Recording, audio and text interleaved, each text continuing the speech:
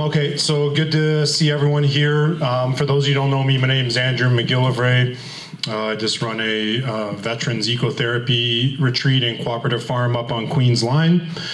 So just, I won't be up here too long, but just a couple pointers. So we did 2 successful PAL courses in April. I think we got about 17 or 18 people through. For this year, we'll probably just do 1 more. Our instructor, Alex, said May 13th. So if we can get a minimum of 8 people, we can run another course at our farm on the 13th. And Alex is a very good instructor. So just email me if you are interested in that, or if you know anyone who's interested. It's $200. And if you want the lunch, it's like an extra $10 or whatever, so it's about $210, and we are doing the PAL course. Another thing that we're doing is I've got a bunch of emails about just coming to see the farm where I'm located at. So we're going to do a tour for like up to 20 people or whatever, and that's going to be on May 6th. So when I send the next sort of email, I'll just have some details there. And basically, I will walk you through the property. It is in development, right? Like, it's not perfect. There's not food popping out everywhere. But I can walk through sort of the considerations that we went through, and I can show you on our big screen TV our permaculture plan and all the documents and everything we use to run our farm. And I know there is a bunch of people here who have sent me emails. I will hopefully get back to you within a week or so. Just because all the initiatives I'm involved in, I get like literally hundreds of emails that I'm behind on. So I will get back to you. I don't just see it and delete it. It's going to take me some time to get back to you. So one of the things we have set up at our farm is a geodesic dome, or like a greenhouse. So if you see those, they have them they sell them online, etc. They're like probably like $40,000, $50,000. You can get like red cedar wood and all this crazy stuff and panels. All that's unnecessary. Our guys who sort of researched it. We have a local guy in Peterborough who I think for ours, which is the largest one you can get, is 32-foot diameter with a plastic sort of cover that goes over. It's about, I think it's 12 or 13 grand. And that feeds a lot of people. Like, he has different sizes, obviously, but this is a big one. And when you manage it properly, you can produce a large amount of food from these domes. Yes, ma'am. What is the height of it in the middle? It's pretty tall. I'd say it's probably 24, maybe 25 feet, maybe, or 18 feet. I'm not too sure. I haven't done that. I haven't done the measurement. It is pretty high, though. So, but if anyone's interested in that, I'll include that in the email with his contact information. And it's done actually out of like strong steel post. And there's actually an alternative you can do with PVC that's even cheaper, maybe not as durable. So there's some options there, and they're really good. I've seen his down in Peterborough. When I visited, it does lemon trees, lime trees, fig, you name it, and it's year-round that this guy does it. And there's like tons of food that this one... Have to eat it then? Yeah, so you have a couple options. One, it's like triangles, and so what you can do is you put sort of foam cutouts to keep the heat in on the north side. And then with ours, we're going to be running a hot tub in there. With a wood to or water to water heat exchange for that hot tub. So you can get away with it without heating it for probably about 9 or 10 months of the year. But there's all sorts of different considerations that you can have. Some people have wood stoves in there. Some people only do it for 9 or 10 months. But there's fans. There's all sorts of things that you can do that will either prolong the growing season. So, anyways, just an option. There's a ton of different greenhouse options out there, but this is one that we settled on. And there's a guy nearby in Peterborough who does them for a fairly reasonable price. Andrew, 2 questions. Yeah. How do they stand up to the snowwood, and what about building permits and things? So the snow, there's no problem with the snow because they're a dome, so the snow doesn't stay on. And what happens is when the sun comes in and heats it up, that snow just melts and falls off. And in terms of the permit, I don't really know with that, because all it is the structure that we put on the ground, and we put a couple of these big bits into the ground that hold the structure down. So you give me 30 minutes, I can take it and move it. So it's not a permanent structure. So yeah, geodesic domes, okay, the emails, and then the form, yeah. So I apologize with the form, it is delayed, it is getting done for free, so sure. And there was a young lady here, I forget her name, who gave us $100 donation at last meeting.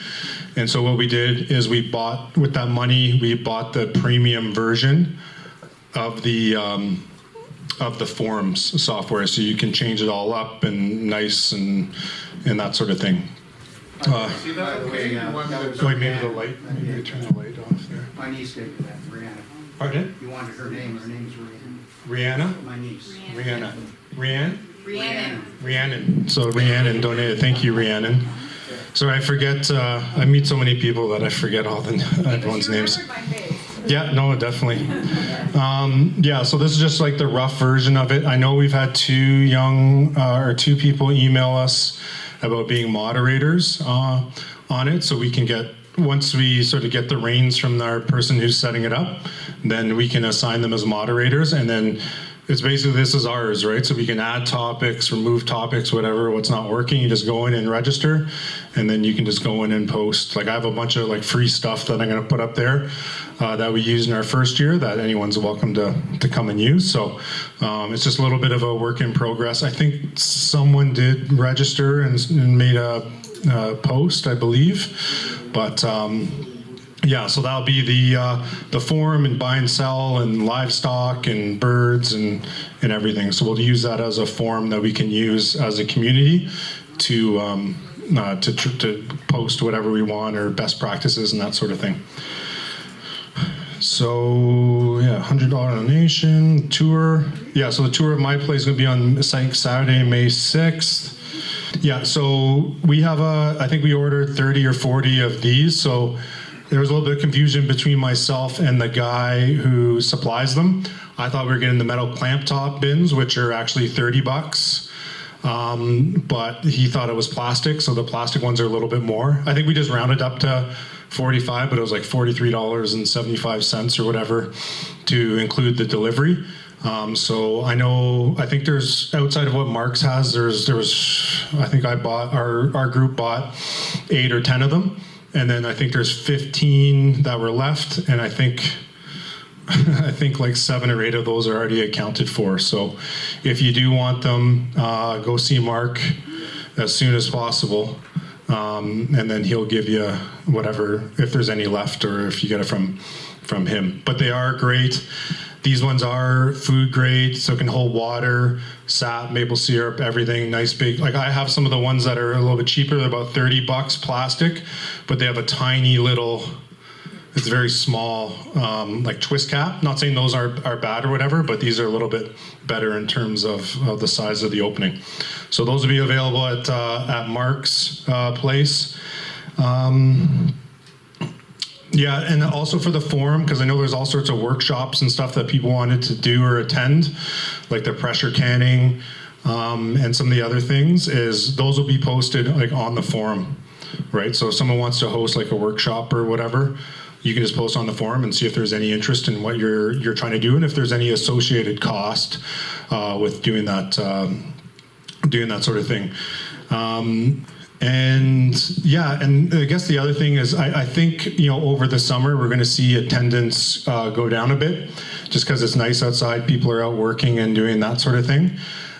So one of the options we have is to potentially do like a small sort of market or like, I don't want to say trade show, but if you have products to sell or whatever, or pies or whatever it is, then we might be able to set something up where on an evening you can come and sell the products that you've created or whatever. So that's an option, and we're definitely open to topics and ideas and that sort of thing.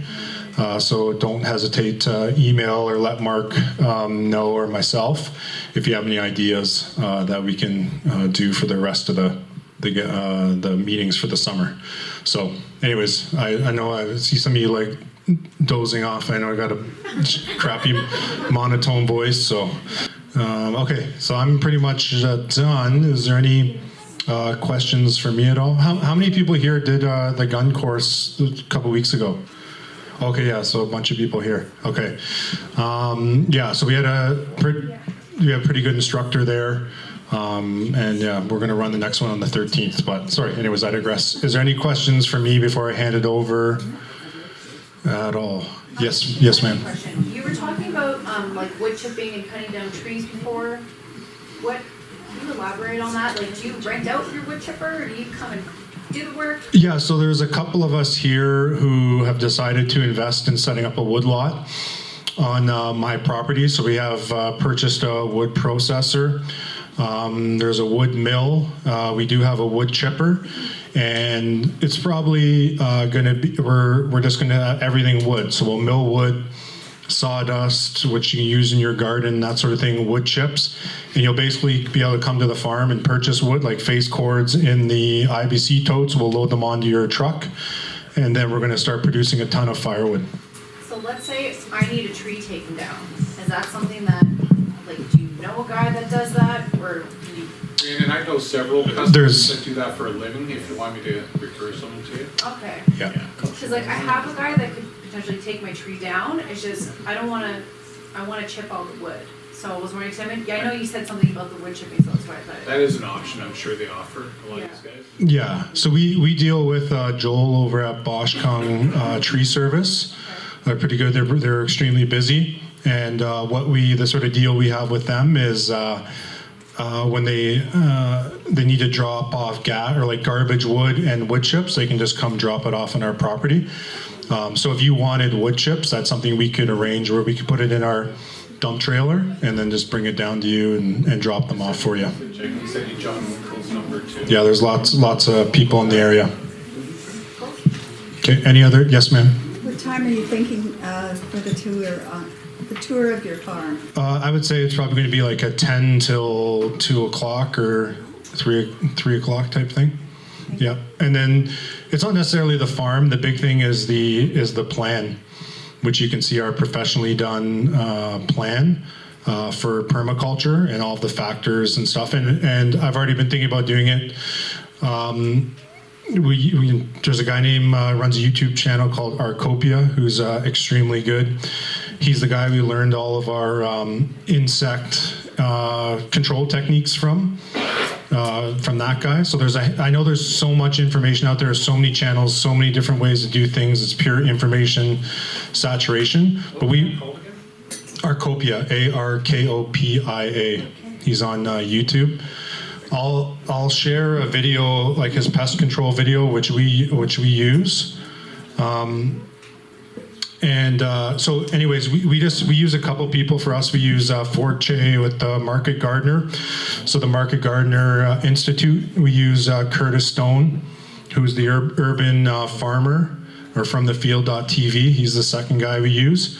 And then Arcopia is the third guy we use. And then we use permaculture from Verge Permaculture, which is Michelle and Rob Avis. So the people who did our permaculture plan for our property, Jen, she's understudy of Michelle and Rob Avis and Verge Permaculture. People ask me about her, but they fled to Alberta, so they're no longer in the area. Any other questions? Yes, sir. For your farm tour, are you going to show the insect defenses? Yep, I can easily. We use something called mosquito barrier, which I think you have for sale at there. But we It's like pure garlic. Yeah, it's ultra concentrated garlic, and that's what we use. So we use a combination of that, blue solo cups with tanglefoot, fly bags, and then really promoting birds. So having, like, this year we're probably going to have, I'd say probably 100 birdhouses on our fence posts to get like this massive thing of birds there, because and bat boxes and that sort of thing, to really reduce the number. And then we also use, when we sort of go off-site and we're working in a different area, we get the Home Depot drum fans. They're orange. They're about, I think we got them for about $100 a pop. And you basically put screen on the outside, you tie it on, and you run them, one on one side, one on the other side. And it blows, because mosquitoes are really bad flyers. So what happens, they're flying around you, biting you, whatever, or there's too many, you just go right by the fan, they all get sucked into the fan, and then they sit there and they die. Like we must kill, they get dehydrated and they die. We must, like, you wouldn't believe how many that we kill with that, and it really has a mass effect. So we run those drum fans all the way around. Then sometimes we'll put attractants down in front of the fan so they'll fly close. They get sucked into the intake, and then they go against the screen. They get killed. Yeah, we don't play around, because ultimately you're working outside. Is that ultimately how we approach things? And not saying everyone has to do this. Is saying how we approach things. It's because most of us are either retired military members or still in the military.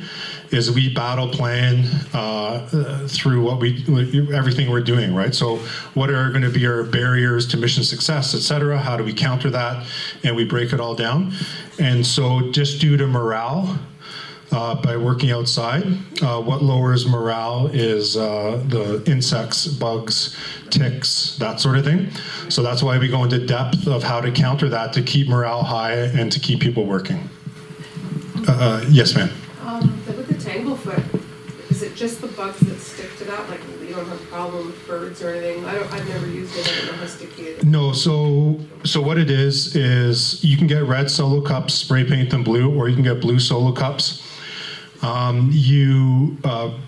we do it is we built like a piece of, or a wood with a couple, some doweling on top, and then we nail those solo cups into that doweling. Deer flies are attracted to movement at 5 to 7 miles per hour. They're attracted to blue, and they're attracted to elevation. So what we do with these solo cups is you put them on the tractor, or we put them on the contraption, attach it to the tractor, and then we drive the tractor around elevated at 5 to 7 miles per hour. And you will see like 1 million of these deer flies. They fly to it, they get stuck in it. And so we just run it for 10 minutes, and then we wait. So it's not something you just leave outside? You can. So one of the other things we did is, there's like these spring, I'm just trying to describe. Anyways, like yeah, like there's like the spring thing where it'll move in the wind. We at night we'll attach one there, and the wind will blow it around. And it's high, and they just get stuck on there. So you do it for like 10 minutes. You wipe out all the deer fly, the population in wherever your area of, like we just call it the green zone, like where the sort of safe area is. And so we do that, and then it kills them all.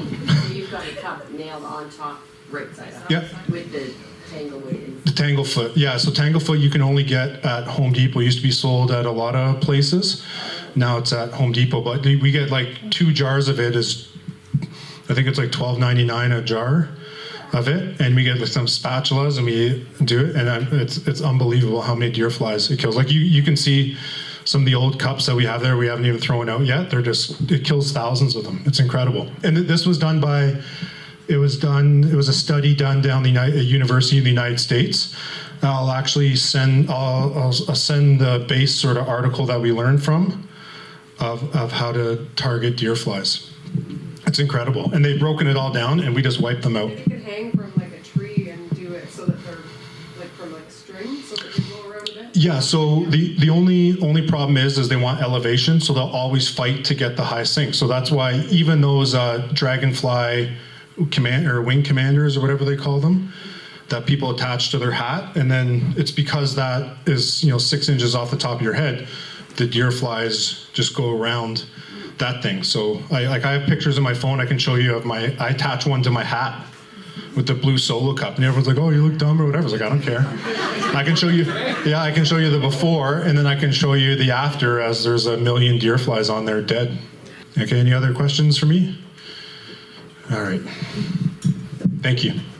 Okay, well, if I'm looking across this crowd, I think everybody would like to get up and stretch their legs for a few minutes, talk to each other, catch up. So let's take a 10-minute break. We'll get back in here at 7 o'clock.